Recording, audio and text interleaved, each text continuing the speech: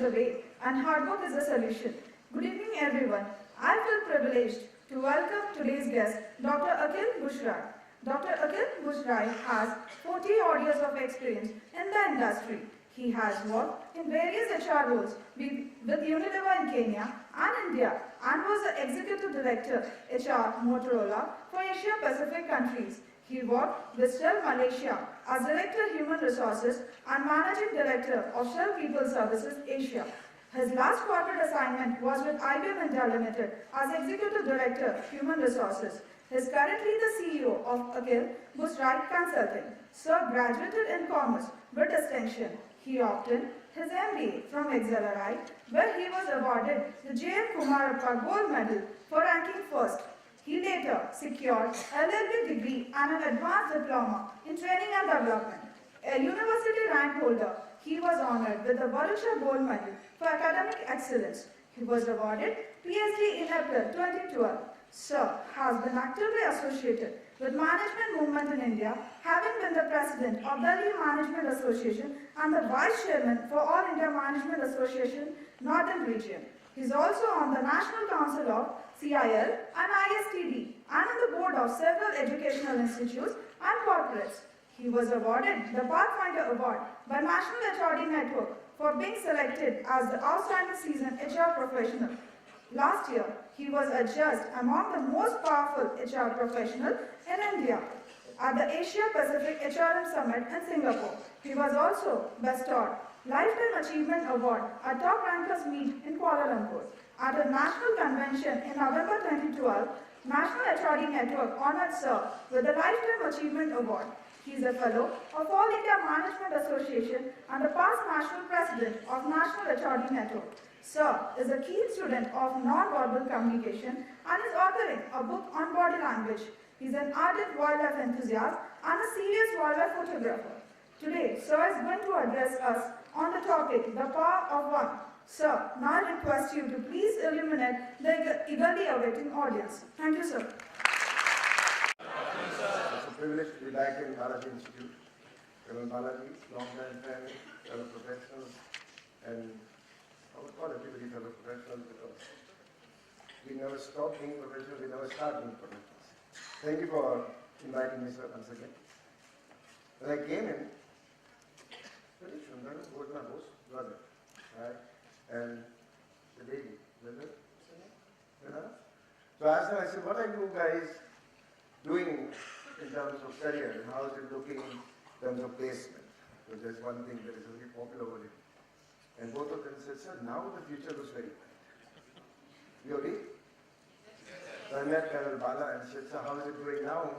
He said, in between we had a little blip in all the institute, but now the future is looking very bright. So when I heard this word, future is very bright, and I look at the youngsters, I'm reminded of the story that I like to share.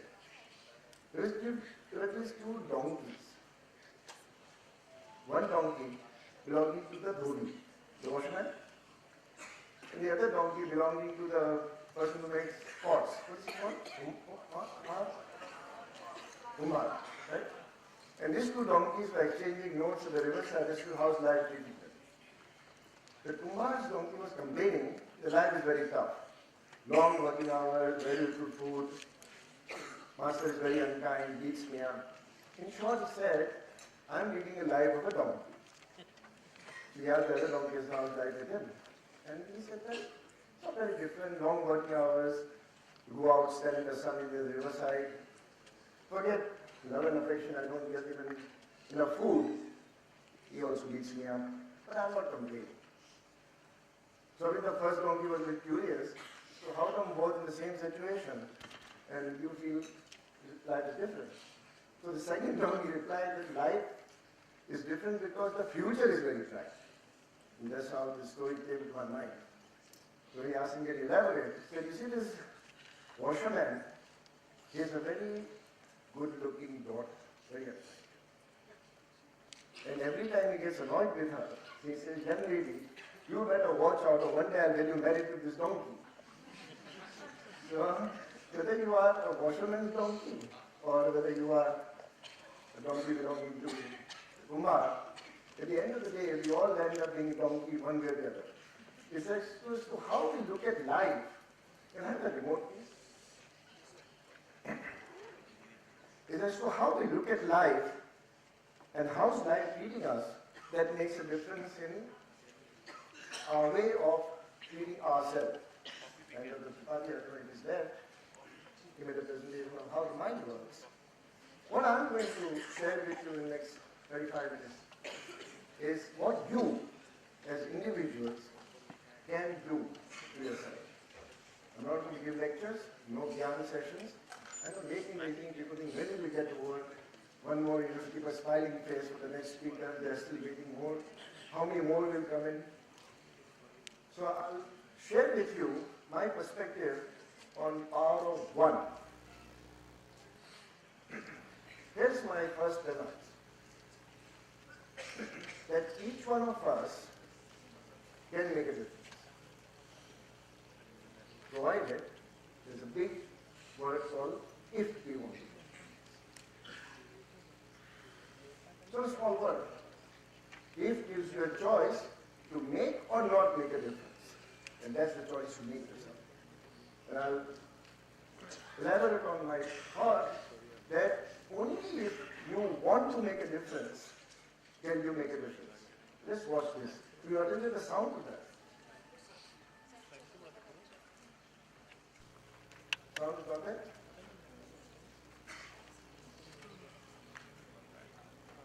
Got it?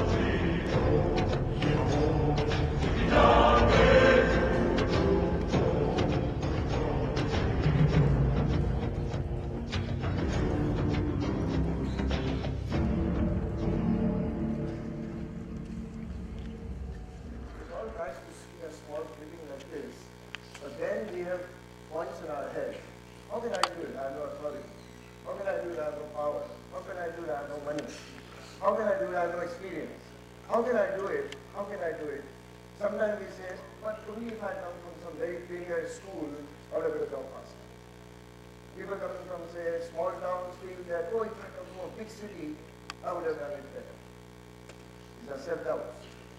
Nothing real about it. Because we feel that only if we had certain stars here shining, then we can do something. I'm too young, I'm too inexperienced, I'm too this, I'm too that. That's why I can't do it. I feel that irrespective of authority, when I say authority, I use a bigger word, that there is no imposed label to you to do something which prevents you from doing something. I'm going to share this in the next 2 minutes.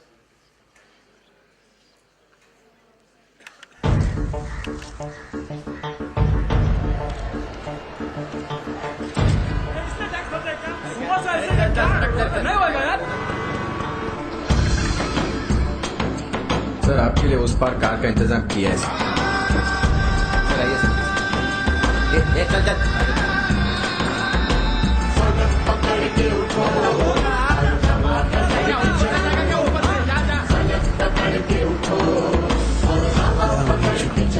I hate this country. चलो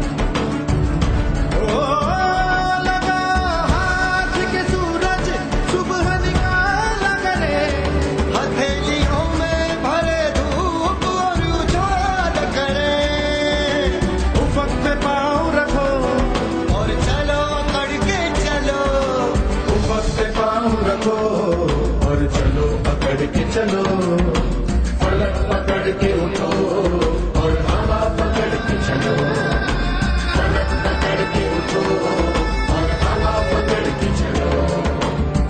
चलो तो हिंदुस्तान चले, तुम चलो तो हिंदुस्तान चले, हिंदुस्तान चले।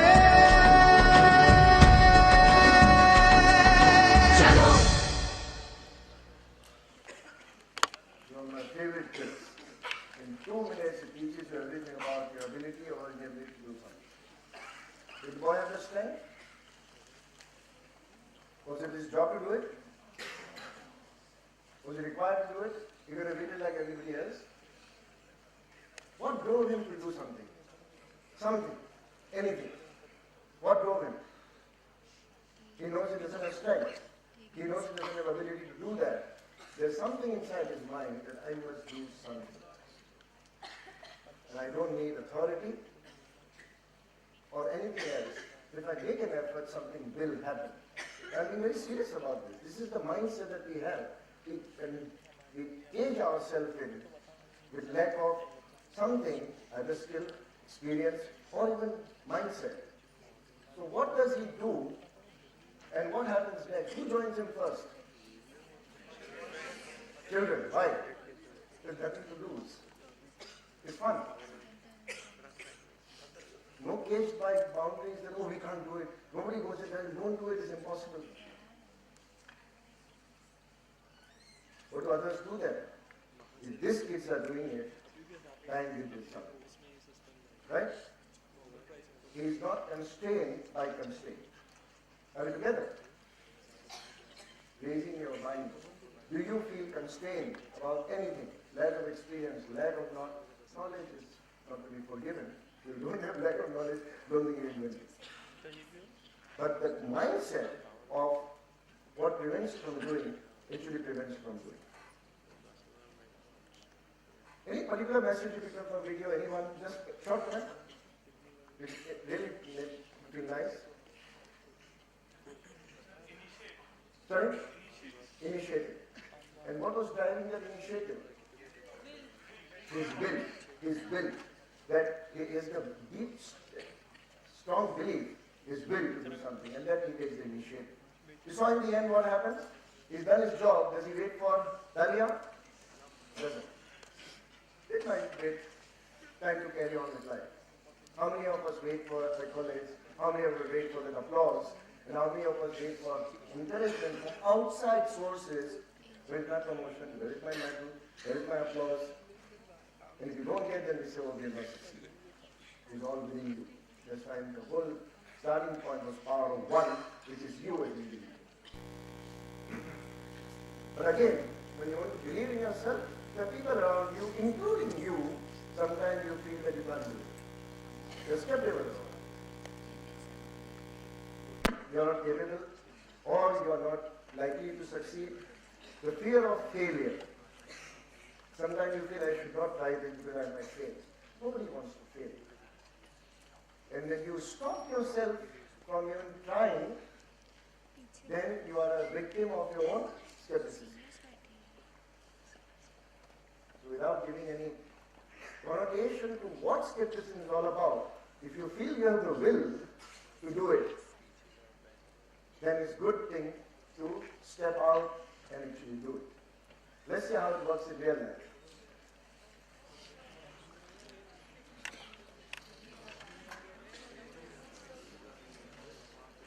This is how. From Blackburn near Bath.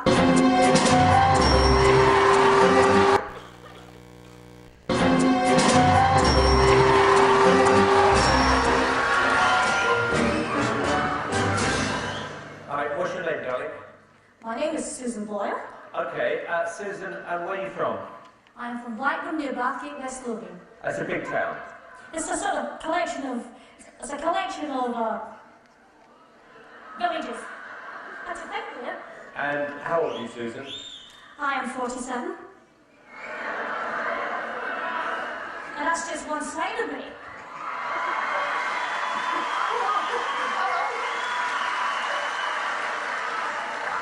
Okay, what's the dream? I'm trying to be a professional singer. And why hasn't it worked out so far, Susan? I've not been given the chance before, but here's hoping it will change. Okay, and who would you like to be as successful as? Elaine Page. Elaine Page. What are you going to sing tonight? I'm going to sing I Dreamed a Dream from The Miserables. Okay. Big song. Yeah? Yeah.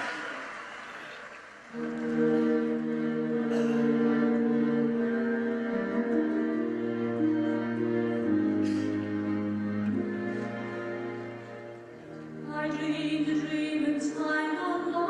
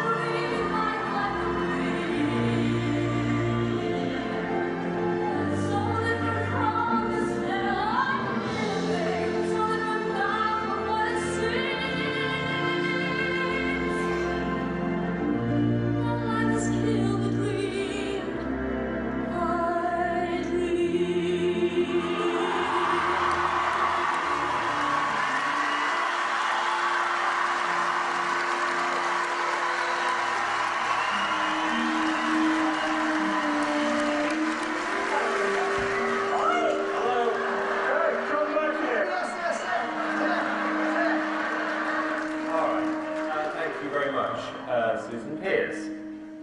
Without a doubt, that was the biggest surprise I have had in 3 years on the show. When you stood there with that cheeky grin and said, I want to be like Elaine Page, everyone was laughing at you. No one is laughing now. That was stunning, an incredible performance. Amazing. I'm really from shock about you two. But I am so thrilled because I know that everybody was against you. I honestly think that we were all being very cynical, and I think that's the biggest wake-up call ever. And I just want to say that it was a complete privilege listening to that. It was inspiring. I knew the minute you walked out on that stage that we were going to hear something extraordinary, and I was right. Susan, you are a little tiger, aren't you? You are. Okay, moment of truth. Here's yes or no. the biggest yes I have ever given anyone. Amanda? Yes, definitely. Susan Boyle, you can go back to the village with your head held high. It's 3 yeses.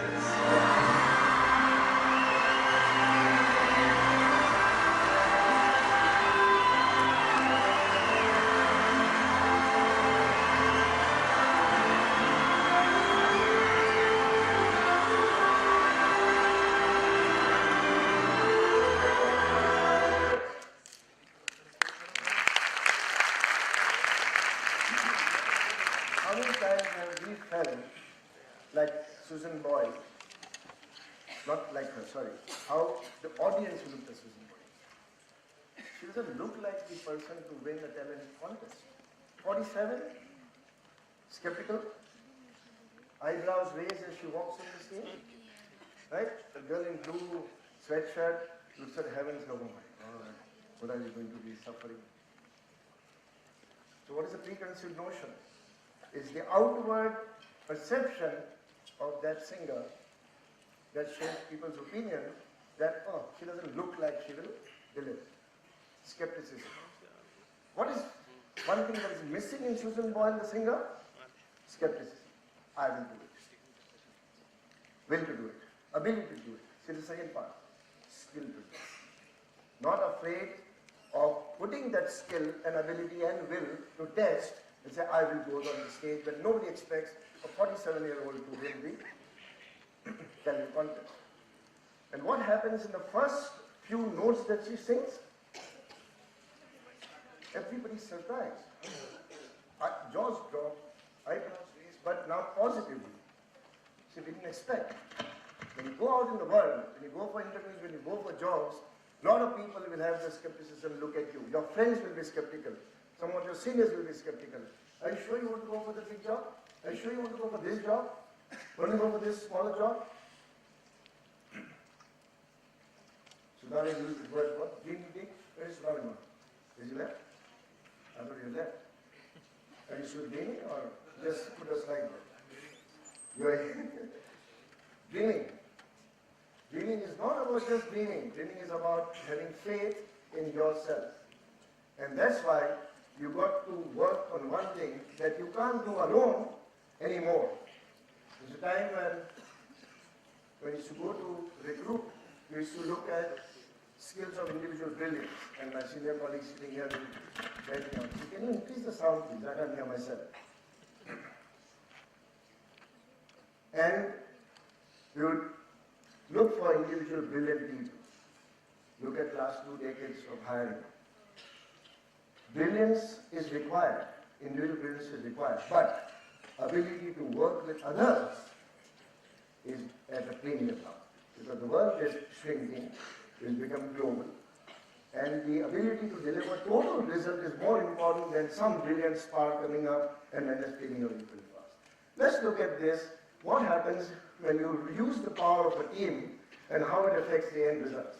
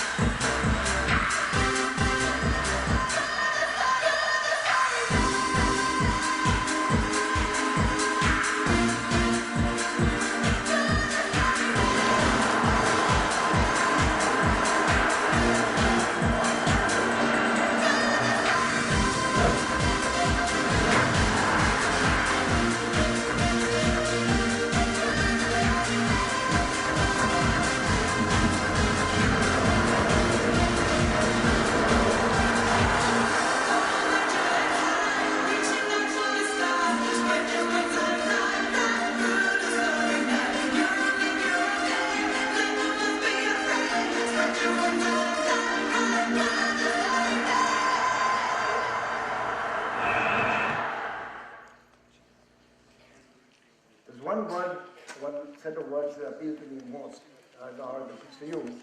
Excellent people don't compete with others. Who do they compete with? Themselves. Don't you familiar with golf? It's the only game you don't play against opponent. You play against yourself. You want to increase your skill, you want to increase your ability not to impress others. They will get impressed anyway, but you impress yourself. And I'm not giving some motherhood statement. These are thoughts that you should mull over and think whether are you doing it for bravado, for impressing. Sometimes you have to impress, and many men will agree that they do a lot of things to impress their girlfriends, right? That's required. Am I right? Why are you smiling so proudly there, two of you? So on a serious note, it is your own perception about what you bring to the table that shapes what the end is. We're together so far. I'm doing on time. We're well on time. Sudhanu showed us the Daihandika photograph. I'll show the reversal.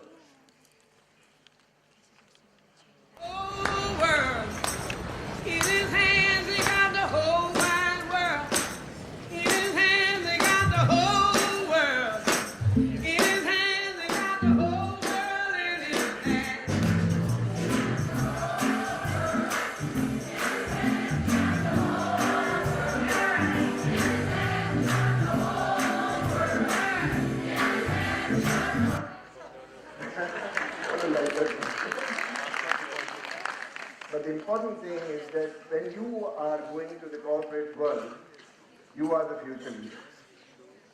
You are. Whether you are titled or not, you are embarking on a journey of leadership. And you've got to accept that to carry people with you is part of your genes.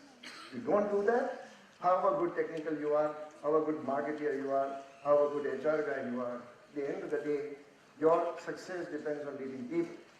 Let's move quickly. It's a very old Chinese proverb.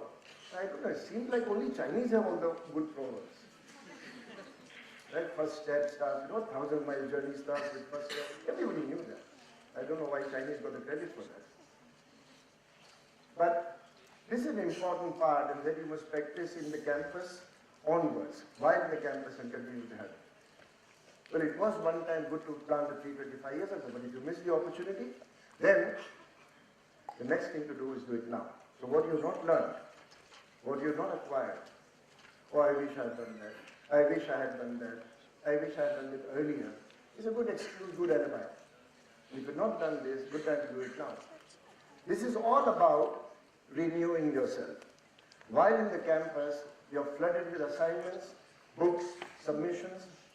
And when you go to corporate world, one word becomes a four-letter word. That's called books. No more books. Had enough. So people read Business India, Business Today, read the headlines of Economic Times, and think they are updating themselves with what's happening in the industry. You don't renew your knowledge. There's one fear that comes in called professional obsolescence. If you do not renew your knowledge, you'll soon find that your discussions are not in tune with what you are understanding or comprehending or contributing. And keeping that edge, cutting edge, sharp in terms of knowledge and updated knowledge, the state-of-art knowledge is extremely critical. And that's why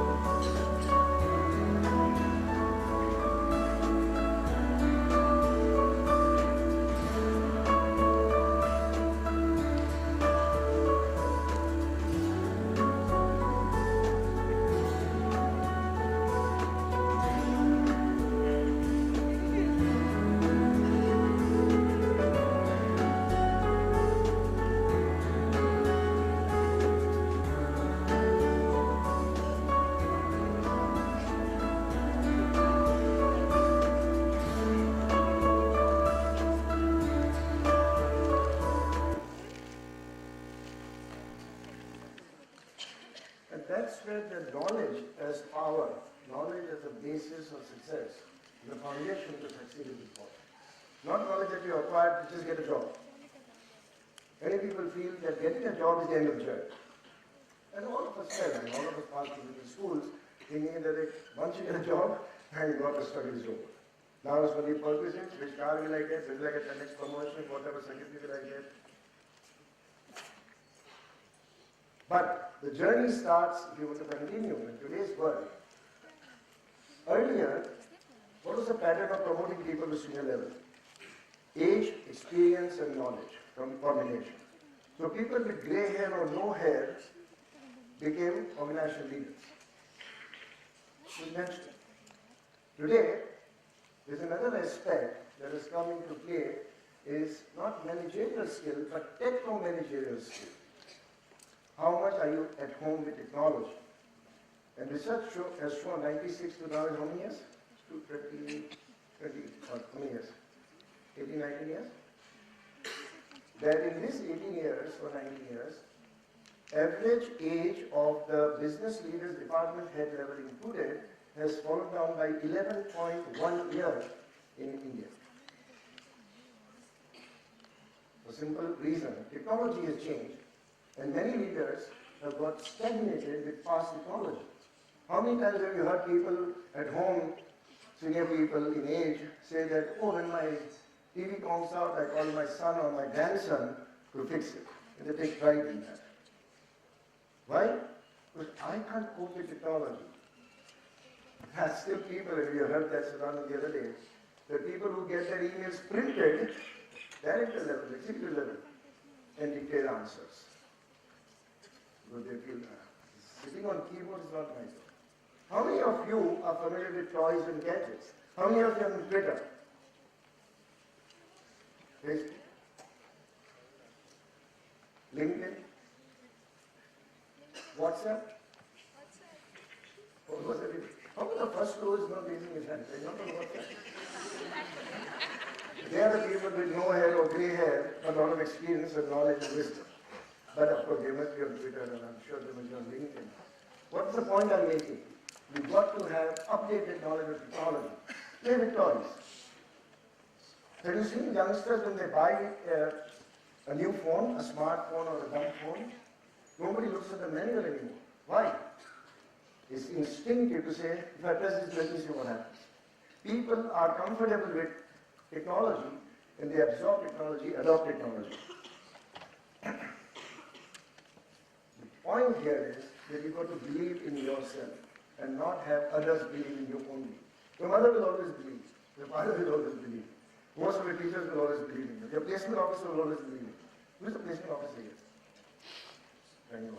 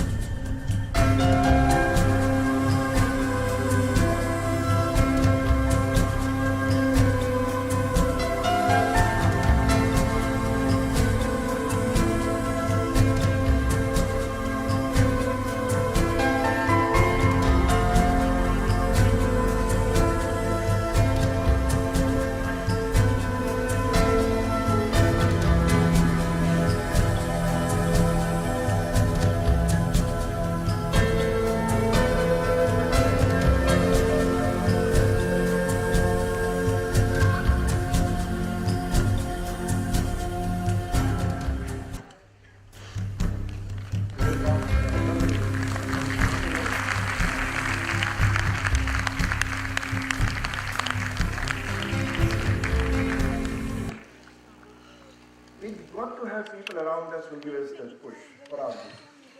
It could be your teachers, it could be your friend.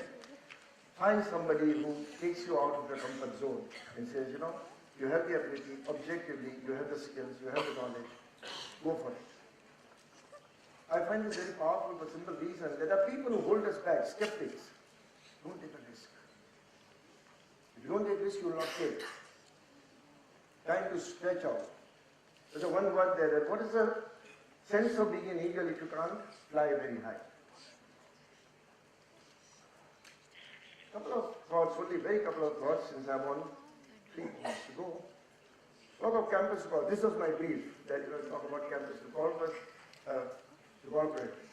Now, this is what your mind tells you, that I have no experience, but I have knowledge. And I think that's sufficient substitution. You don't have to have experience all the time. This is what your mind tells you, and you're convinced about it. Nothing wrong with that. But others look at you and say that theoretical knowledge is no substitute. Get down on your knees, learn, and get experience, then only you will succeed. Nothing wrong with that either. Both have this. So, what you do at the campus is, what are the 3 things that you can really focus on? How to get knowledge, where to get knowledge from. So this will come handy later on. Building network. We have a good opportunity while you're together to build up a network of people. Help, advice, guidance will be one click away, one SMS away, one phone call away. And that's the time to nurture the next. And in any small way, show leadership. Any small way. When you sit on an interview and somebody says, what have you done in terms of anything that you feel good about is act of leadership. I was the president of debating society, somebody said. What is debating going to be marketing job? And how many members? Only 75. Is it an indication? In the given circumstances, showing leadership is indication of your ability to show leadership in the future. To show this leadership. And what are the 3 things, in my opinion, having done a little bit of recruitment for my life, what are the 3 things that corporate look for when they go to campuses? They're not looking for knowledge to say, tell me Philip Potter's definition of brand management. Or section 2D, how does it work when an industry dispute characters? How many incidentally are you people from HR? And how many of you are engineers? I remember. I'll take one and a half shots and to tell you one more story. There was this guy who was going up in a hot air balloon. And he was floating around, looking at his watch very frequently, floating around, and then still looking at his watch. After some time, he lowered his balloon when he saw a man walking on the ground there. So he called out to him, sir, can you hear me?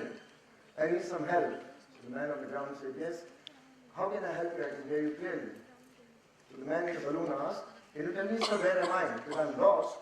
And I've been late for 3 hours for the time I gave somebody an appointment to meet. So can you help me by telling me where am I? So the guy on the ground looks up and says, you are 72 feet above mean sea level. And you are 35.7 degrees east and 63.7 degrees north.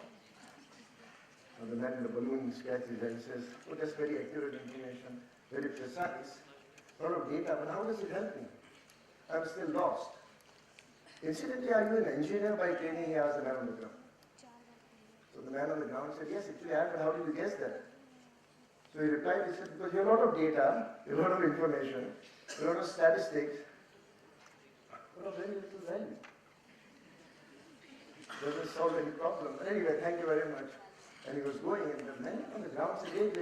Are you by any chance an HR manager? He said, actually I am, but how did you guess that? He said, for one, you do not know where you are. Second, you do not know where you are going. Third, you make promises to people that you can't keep. And fourth, somehow you make it sound as if I'm miserable for this business. So that's the difference in how much your HR professionals and others have evolved.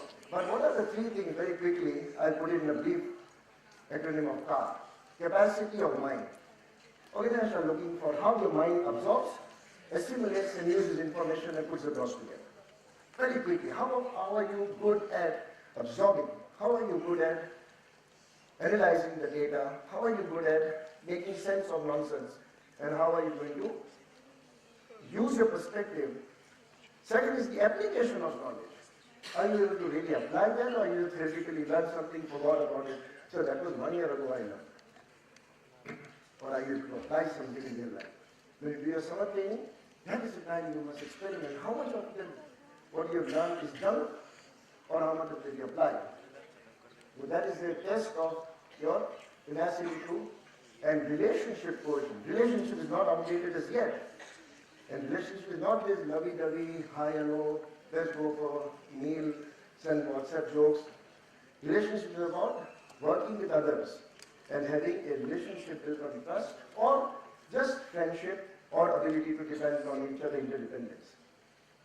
So that's why 3 R's that possibly will help you remember and to make your careers, when you take the first step, keep on researching, keep on discovering what are interesting in your profession, keep renewing your knowledge in that, and also keep refreshing your perspective of the circumstances where this can be applied. So you have the dreams, and I strongly urge you that live it. Don't just keep it as a dream, wake up and start living it. Thank you for inviting me, sir. Thank you very much for your